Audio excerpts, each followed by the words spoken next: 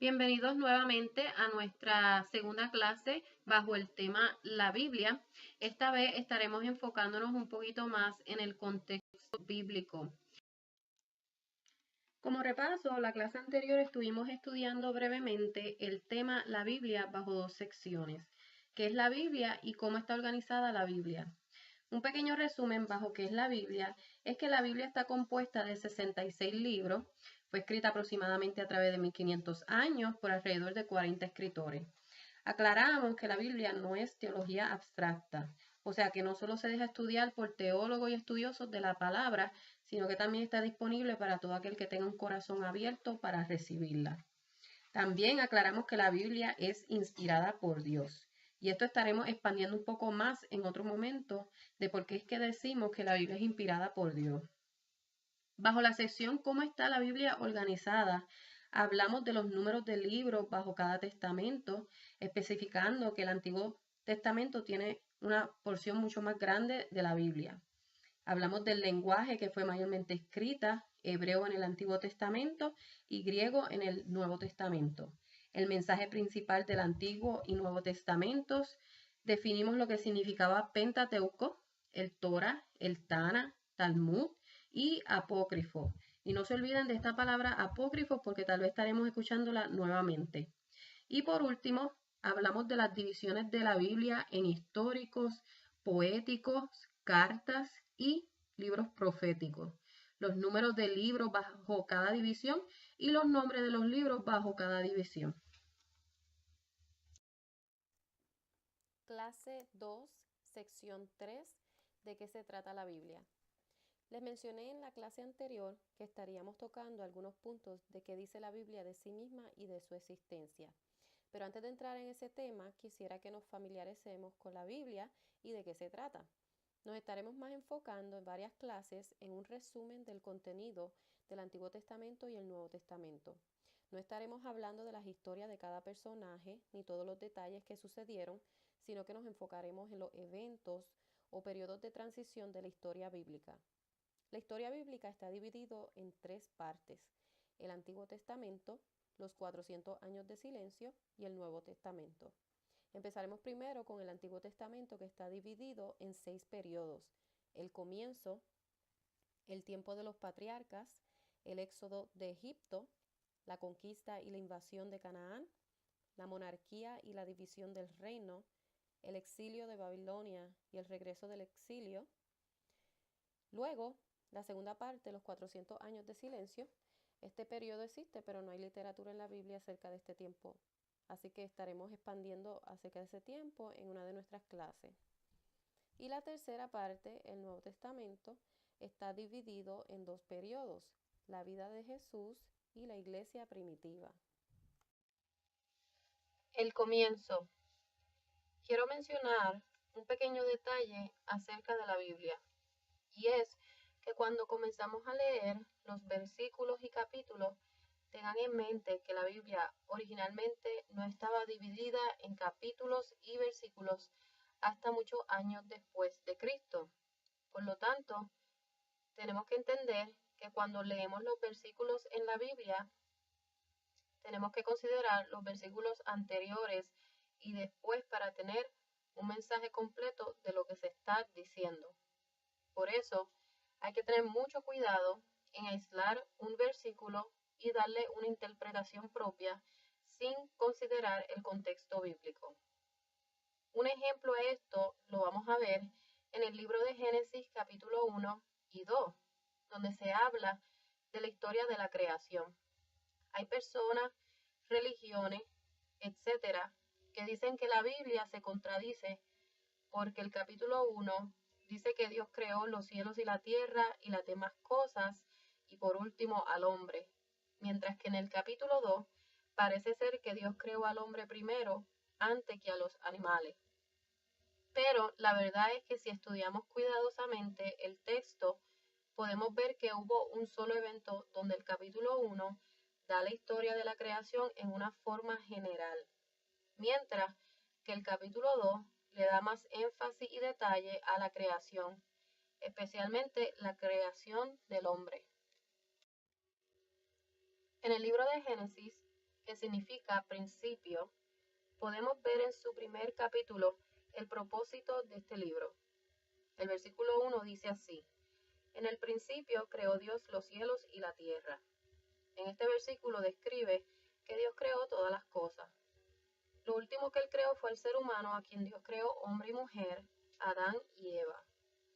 Es bien interesante que Dios no creó al hombre hasta asegurarse que él tuviera todo lo necesario para vivir una vida en armonía. Él creó la luz, la noche, las aguas, los cielos, las plantas, los animales, el aire, en fin, todo lo que necesitábamos para vivir. Todo lo creó Dios para que el hombre, y en esto incluyo la mujer, lo disfrutara. En el tercer capítulo, esta armonía fue destruida. Adán y Eva fueron engañados por la serpiente, Satanás, y deciden desobedecer a Dios. Hicieron lo único que Dios les prohibió hacer, que fue comer del árbol de la ciencia del bien y del mal. ¿Por qué este árbol estaba allí? Muchas personas se preguntan eso. Porque siempre Dios ha querido, y aún hasta el día de hoy, que el hombre le sirva con un corazón voluntario. No porque te estén obligando, porque tus padres están en la iglesia, o, vamos a ser sinceros, por los pastelillitos que están bien buenos. La realidad es que Dios nos prueba constantemente para que nosotros podamos conocernos a nosotros mismos cada día más en nuestro andar con Dios. De la misma forma, Dios probó a Adán y Eva.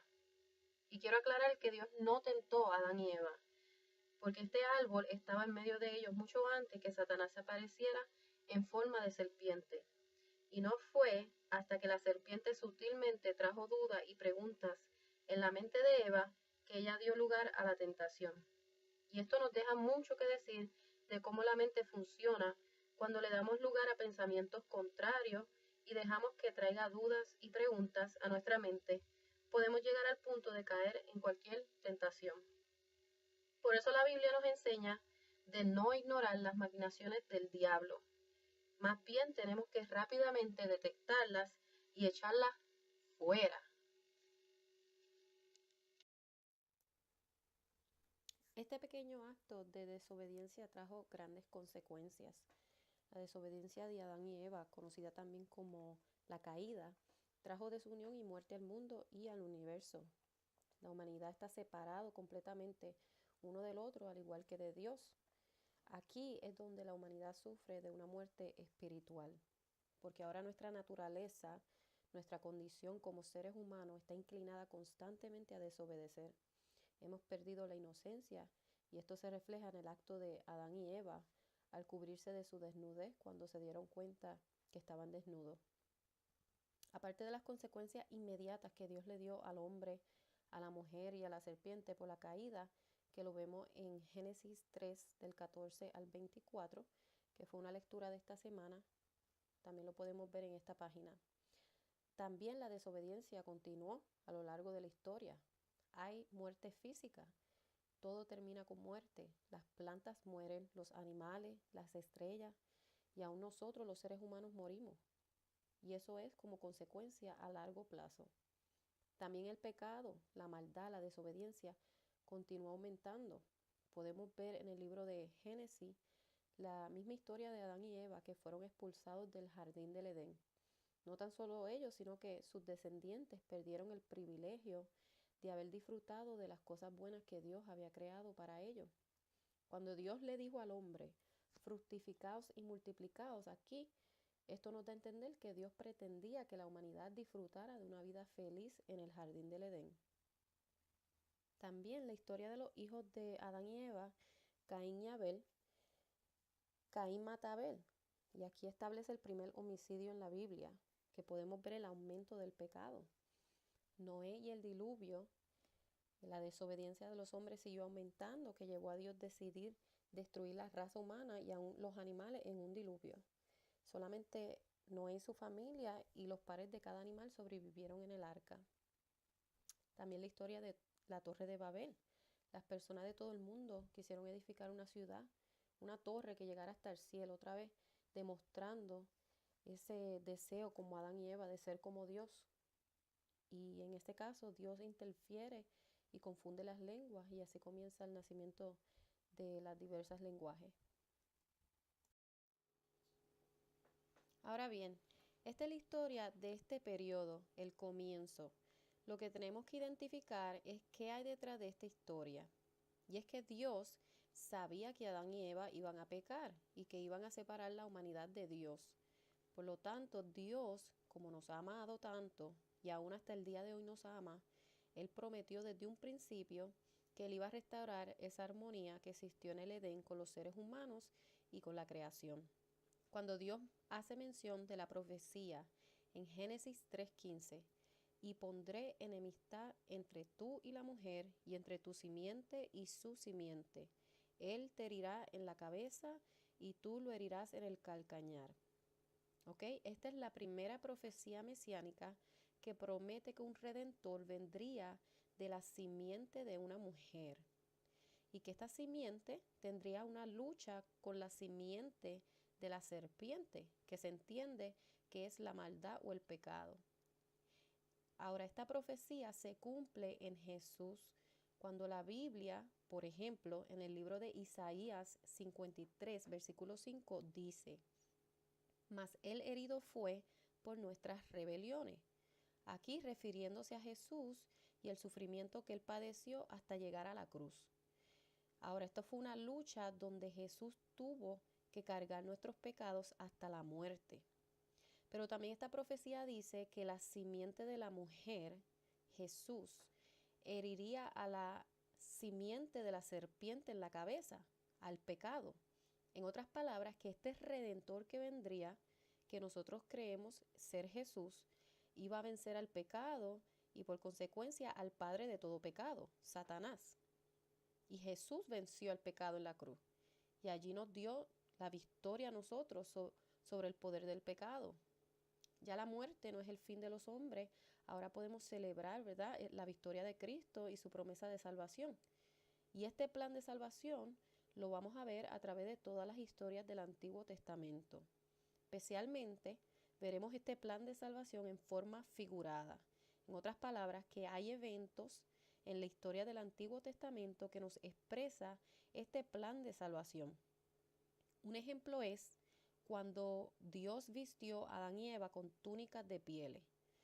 Ahora, ¿por qué Dios no dejó a ellos vestidos con las hojas de higuera que ellos mismos se habían hecho para cubrirse? ¿O por qué Dios tuvo que sustituir eso por túnicas de pieles? Y es aquí cuando nosotros aprendemos acerca del primer sacrificio que Dios hizo para cubrir los pecados mediante el sacrificio de sangre que cubrió la desnudez de Adán y Eva. Y así de igual forma, esto mismo es lo que Jesús hizo por nosotros en la cruz. Él derramó su sangre para justificarnos a nosotros de los pecados. Y este plan de salvación, de ser rescatados del pecado, lo vamos a ver en muchos eventos del Antiguo Testamento que simplemente apuntan a una sola cosa, y es el sacrificio de Jesús en la cruz para salvación. El tiempo de los patriarcas. Quiero definir la palabra patriarca, que significa padre de familia o cabeza de familia. Usualmente se usa a aquella persona que fundó una familia. En los tiempos de los patriarcas se refiere más bien a Abraham, Isaac y Jacob, y muchas veces se incluye los 12 hijos de Jacob, que vienen siendo las 12 tribus. Podemos ver esto mucho en varios versículos de la Biblia donde dice el Dios de Abraham, de Isaac y de Jacob, porque estos tres se consideraban como los patriarcas de una nación. En este tiempo vemos la historia del nacimiento de una nación que es Israel, comenzando con la historia de Abraham, donde Dios le manda a él a salir de Ur de los Caldeos rumbo hacia Canaán. Les mostré aquí una foto para que tengan una idea en dónde están ubicados Ur y Canaán. Si se fijan, Ur está localizado en el lado este, mientras que Canaán está en el lado oeste. Es bueno conocer un poco de geografía porque así nos da un poquito más de entendimiento acerca de por qué ciertas cosas pasaron como pasaron. Por ejemplo, Muchas personas se preguntan por qué Abraham, en vez de cruzar directamente hacia Canaán, él escogió subir hacia el norte, donde está Harán, y luego bajar en el lado oeste hacia Canaán. Bueno, pues si vemos la foto, podemos ver que el desierto de Arabia está en el medio. Quiere decir que si Abraham hubiese escogido ir por esa ruta, tuviera que pasar por el desierto y pues obviamente eso no sería de un día para otro. Así que él hubiese corrido el riesgo de no tener agua para sobrevivir y posiblemente hasta alimento. Así que el camino cerca del río Éufrates fue mucho más cómodo para tener recurso de agua, y donde hay un río siempre está la posibilidad de tener alimento. Luego más tarde, Abraham tuvo a Isaac, quien fue el hijo prometido de Dios, ya que Sara no podía tener hijos. Acuérdense que Abraham tuvo otro hijo con Agar, la sirvienta de Sara, antes de que tuviesen a Isaac, el cual se le llamó Ismael. Este detalle es bien importante porque la línea de descendencia de Ismael es donde provienen los árabes. Y en toda la historia hay conflictos y violencia entre los árabes y los judíos, y eso existe hasta el día de hoy. Y esto viene a raíz de que las enseñanzas de la religión islam, el cual pertenecen muchos árabes, tienen varias enseñanzas contradictorias donde se le enseñan a los musulmanes a atacar a los judíos que no quieren seguir la religión islam. También el Corán trae conflicto acerca de quién era el hijo de la promesa de Abraham. El Corán es el libro sagrado de la religión islam. Ellos dicen que fue Ismael el hijo de la promesa de Abraham. Nuestra Biblia, que contiene el Antiguo Testamento, o sea, la Biblia hebrea, dice que fue Isaac. El Corán enseña que Ismael fue quien Abraham casi sacrificó en el monte para Dios, y no fue Isaac. Así que este debate de quién fue el hijo de la promesa contribuye a esta hostilidad, ¿verdad?, que existe entre los países de Arabia y Israel. Muy brevemente, la historia de Isaac, quien tiene a sus dos hijos, Esaú y Jacob. Quiero mencionar un detalle acerca de Isaac, y es que en la historia de Abraham, Dios manda a Abraham a sacrificar a su hijo Isaac. Aquí, nuevamente, vemos una figura simbolizada de Jesús y el sacrificio. Cuando Abraham ofrece a Isaac a Dios como ofrenda, es una vez más donde Dios muestra el plan de salvación a través de la muerte de Jesús. Al igual que Isaac era el hijo de la promesa, asimismo Jesús era el hijo prometido desde un principio. Otro dato bien importante es que Abraham estaba en una región llamada Moría, y en esta misma región precisamente es donde Jesús fue sacrificado en la cruz. Bien interesante. Luego vemos la historia de Jacob, quien recibió la herencia de primogénito, que era el de continuar la línea de descendencia por donde este redentor prometido desde el principio iba a venir. Y eso fue cuando su hermano Esaú vendió su primogenitura a Jacob por un plato de comida. Es Jacob quien tiene 12 hijos, quien incluye a José. Y muchos sabemos la historia de José y la túnica de colores que su padre Jacob le hizo y cómo sus hermanos lo tiraron en una cisterna. No vamos a entrar en todos los detalles de cada uno de estos eventos, pero sí hay que mencionar que Jacob, en algún momento dado, Dios le cambió el nombre a Israel, donde proviene el nombre de la nación. Los 12 hijos de Jacob, o Israel como se le llamó, son las 12 tribus que componen la nación de Israel más tarde. Uno de los hijos de Jacob termina vendido a unos mercaderes que lo envían a Egipto, donde él termina siendo segundo en comando del faraón. Luego más tarde vemos que Dios usa a José como canal para cuidar del resto de su familia y de sus hermanos, por tanto la nación hebrea, Israel, porque hubo un hambre en la tierra. Aquí es donde termina el libro de Génesis, donde la nación de Israel comienza a vivir en Egipto y están bajo esclavitud por 400 años. Detrás de todas estas historias vemos cómo Dios comienza a preparar una nación por donde un redentor iba a venir. Dios le prometió a Abraham que iba a tener una multitud de descendientes quienes iban a poseer la tierra de Canaán y por la que Dios iba a bendecir el mundo. Dios cumple esta promesa luego más adelante, aunque Abraham no estaba vivo para verla cumplir. Un repaso, ya hablamos del primer periodo del Antiguo Testamento, el comienzo, y también hablamos del segundo periodo, el tiempo de los patriarcas. Ahora estamos en el tercer periodo, el éxodo de Egipto. Después de 400 años, los israelitas se multiplicaron y el faraón se preocupó que ellos fuesen a tomar control de su nación. Por lo tanto, él puso a trabajar como esclavos en diversos proyectos de construcción a los israelitas. Aquí es donde entra la historia de Moisés, quien era un israelita, pero fue criado por la hija del faraón, cuando el faraón puso una ley de matar a todos los varones israelitas que nacieran para que dejaran de multiplicarse. Muchos sabemos la historia de Moisés cuando él huye de Egipto por haber matado a un egipcio. Dios lo llama entre una zarza ardiente para que fuera a libertar a los israelitas de la esclavitud y llevarlos de camino a Canaán, la tierra prometida a Abraham. El faraón, como ustedes conocen, se negó a dejar al pueblo ir. Por eso Dios envía 10 plagas, el cual el último fue permitir que el ángel de la muerte matara a todos los hijos primogénitos, excepto que Dios protegió a los hijos de los israelitas al instruirles que pusieran sangre de cordero en los dinteles de las puertas y de los 2 postes para que el ángel no pasara en esa familia. Ahora este evento es conocido como el comienzo de la Pascua. La Pascua es una celebración judía, no es el conejo y los huevitos que la cultura de nosotros aquí occidental nos enseña. La Pascua es una celebración judía que conmemora la liberación de Israel de la esclavitud de Egipto, que duran aproximadamente de 7 a 8 días. También esta Pascua nosotros la conocemos como la Pascua de Resurrección, que es una celebración cristiana donde se conmemora la resurrección de Cristo.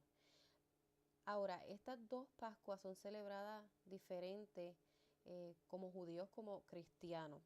Y la diferencia de estas celebraciones es que los judíos todavía mantienen esta tradición en celebrar la Pascua, conmemorando la liberación de Egipto, pero nosotros los cristianos no celebramos eso porque entendemos que esa celebración judía era solo una imagen figurada de lo que Cristo iba a hacer por nosotros.